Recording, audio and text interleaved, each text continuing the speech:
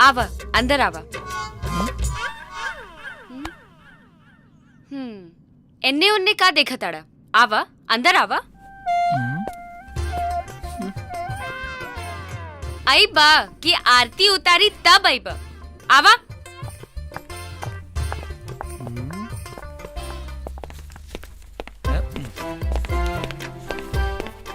निकाल कर। को 5,000 जल्दी निकालो। टाइम खराब मत करो।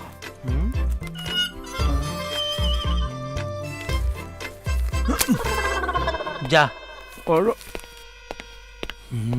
अब ओहा काहे खड़ा हो गईला? आवा।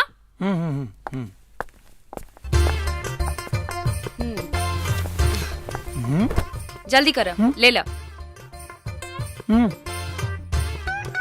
अरे उधर का देखा ताड़ा? ले ला। हाँ जल्दी कर। ए सोनी जी, रवा कोट जाइब ना तो राउ टिफिन तैयार करके टेबल पे रख ले बानी, ले ले हब। अरे उनकर ना लेवे के बा, हमार लेवे के बा। चल ले ला। अरे अरे छोड़ हमरा के, छोड़। अरे छोड़ ना हमरा के। अरे छोड़ ना हमरा के, छोड़। ए छोड़ा हमरा बेटे के। तू के हवा? हमरा घर में घुस के हमरे बेटे के साथ छेड़खानी करा तारा? का हूँ? साफ साफ बोला ना। अरे हाई देखा, हम पूछा था नहीं तो बोलत नहीं खे। अरे तोरा हिम्मत कैसे भइल हमरा घर में घुसे के? हाँ? अरे बोला ना, के हवा? घर में काहे घुसला? अरे हम ना घुसनी है, ई घर में बुलौली है। आ एक आदमी 5,000 रुपया ले सा। कौन लेला था? का भइल हो? ये ले ले। का जी, रवा इनका से 5,000 रुपया लेनी है? हाँ, लेकिन भइल का? कुछ ना भाई, चलो पैसा निकालो वापस। अरे दे तू बाली, लेकिन भइल का? की भइले भाई? अरे कुछ ना, तनी हने आओ। हम दरवाजा अब खड़ा रहनी है, तो ई हमरा के घर में बुलौली है। आई 5,000 रुपया ले ले। आई बेडरूम में ले जाके हाथ ऐसे उठा के आ कहलिए कि ले लो, तो हम खाली एगो प्यार से झपकी ले। अरे यही करो तो है। अरे छोड़ छोड़ छोड़ो ना। का तोर हिम्मत कैसा भइल हा? इतना बड़का वकील के घर में घुस के ओकरा बेटी के साथे बदतमीजी करे के? पुलिस बुलाए। अरे महाराज पहले बात तो सुनिए, बात सुनिए ने। रोकिए, वो हमारा दोस्त अर्जुन है, हम जानते हैं वो बहुत अच्छा लड़का है। अच्छा लड़का हो? अच्छा लड़का रही तो हमरा घर में घुस के हमरा बेटी के साथे ए सुना, हम तारा घर में ना घुसनी है, ई हमारा के घर में बुलौली है। इनका काहे घर में बुलौली है बेटी? अरे हम तो टेलर समझ के अंदर बुला लेनी है। रवा का समझ के पैसा लेनी है? अरे हम जानी की भाड़ा देवे आइल बा। और तुम की समझ के धर लिए हो? सॉरी सर, आवा में बगल वाली बुला लेनी है, थोड़ा लेट हो गई ले।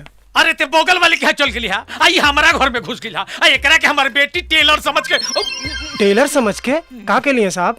अरे लगता है इनको की समझाओ पड़ी। ओ ना नहीं करो बोल दे रहे हैं, सबको समझ में आ गया है। चलो चलो। अरे तो इनको के बतावे के पड़ी ना। हमरा बर्बाद नहीं खराब करो, चुपचाप चलो टाइम से। चलो कुत्ता। अर्जुन आज बढ़िया से बात करके रानी से हमरा सेटिंग करा दो ना भाई। हम 1 साल से एक तरफा प्यार करते आ रहे हैं। चिंता मत कर झाजी, आज तारा एक तरफा प्यार के अंत कर देता नहीं। आज कर देगा? अरे मतलब दोनों तरफ से चालू हो जाई तो एक तरफा अंत न होई। थैंक यू भाई। अरे देखो रानी आ रहा है, इनकमिंग। ए रानी, कहने आवा के हम? हाँ तोरे कहने आवा। काहे? कारण बताई तब है वो। ठीक बा, हम ही आवतानी। का बात बा बतावा।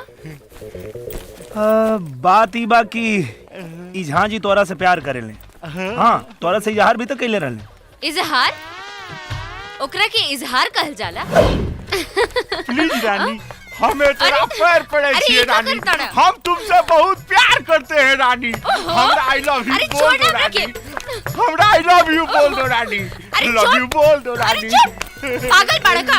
हाँ हम पागल छिए, हम थोड़ा प्यार में पागल छिए। हमरा प्यार के भीख दे दो रानी।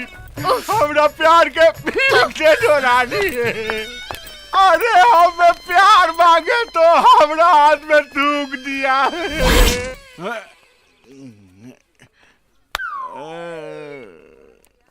थू गधा कहेंगे।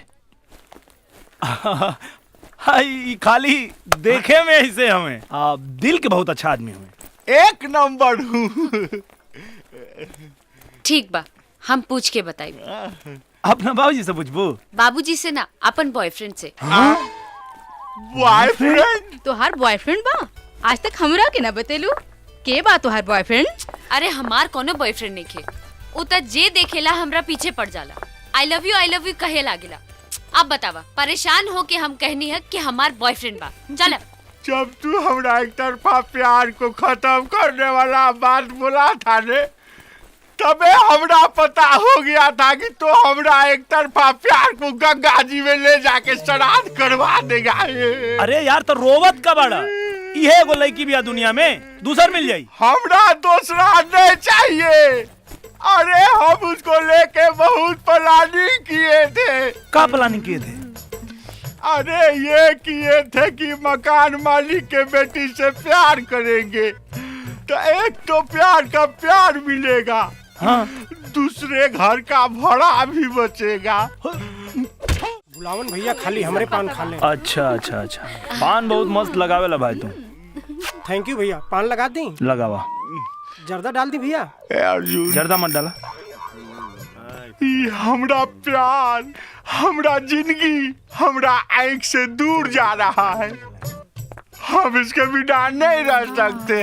हम जान दे देंगे। जान दे देबा? तो जान देवे की जरूरत नहीं खे। तू एगो छोट सा काम कर सकेला की? तो के ओकरा से प्यार बना। हाँ। तो जाके ओकरा के जोर से धक्का मारा। हाँ? हाँ, कुछ लड़किन के बोलला से फीलिंग ना जागेला, और जब दिल से दिल टकराला फीलिंग जाग जाला। जाके धक्का मारा। अरे बाप, हमरा डर लगता है कहीं कुछ गड़बड़ हो जाएगा तब। अरे कुछ गड़बड़ ना होई झाजी। अहाँ मोहब्बत में आगे बढ़ू, हम अहाँ के साथ छिय। पक्का पक्का। रानी आवतिया। प्लान याद बनू? हाँ। तो कुछ गड़बड़ मत करियो ना। रेडी 1 2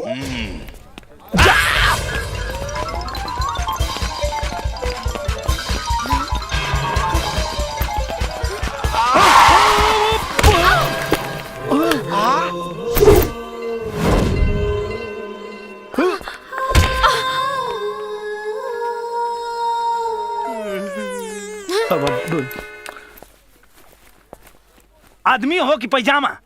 दुष्ट कहेंगे। कहाँ हट गई? हमरा डर लग गया। डर लग गया? प्यार करे खातिर हिम्मत चाहिए जो तारा में है नहीं। ए चुप, ई सब का हो रहल बा? अरे कहाँ कुछ हो रहल बा? कुछ ना हो रहल बा। कुछ ना कुछ तो बात जरूर बा। बतावा का बात बा? ना मनबू तो सुना, हमनी के प्लान बनौले रही जा कि ई दौड़ी है, दौड़ के तारा के धक्का मारी है, तो तारा दिल में इनका खातिर तनी जगह बनी। लेकिन ये दुष्ट आखिरी में हट गई और हम भरभस्ट हो गए। भरभस्ट? हम इनका के पहले कह चुकल बानी कि हमार बॉयफ्रेंड बा, लेकिन ई इनका के समझे में नहीं आवत। अब बतावा ई गलत बात बा की ना? एकदम गलत बात बा, लेकिन ये आदमी माने के तैयार नहीं खे। ई कहेला कि तू एकर जान हऊ, परान हऊ, ई तारा बिना रह ना पाई। तो हम इनका से कहनी, देखा भाई 100 बार तू कहबा कुछ होखे वाला नहीं खे, लेकिन एक बार अगर दिल से दिल टच हो गई तब बात बन सकेला। का बनता?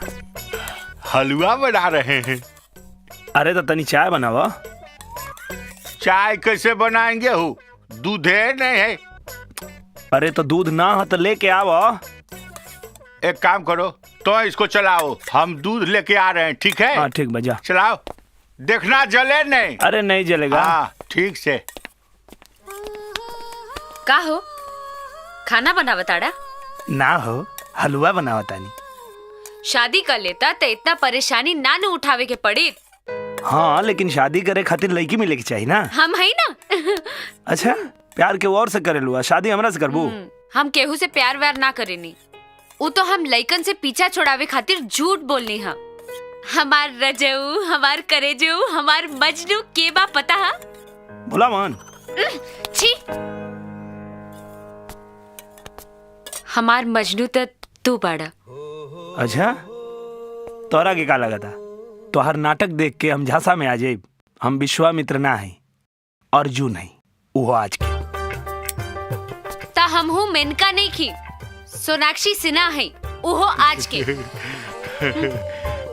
Arjun I love you, I love you, I love you Arjun.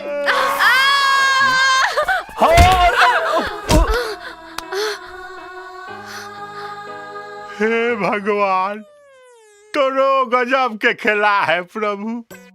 प्यार के पिच हम तैयार किए, रानी बॉलिंग किया और अर्जुन कैच कर लिया प्रभु, और आउट हो गया भुलावर। जा प्रभु, हे भगवान।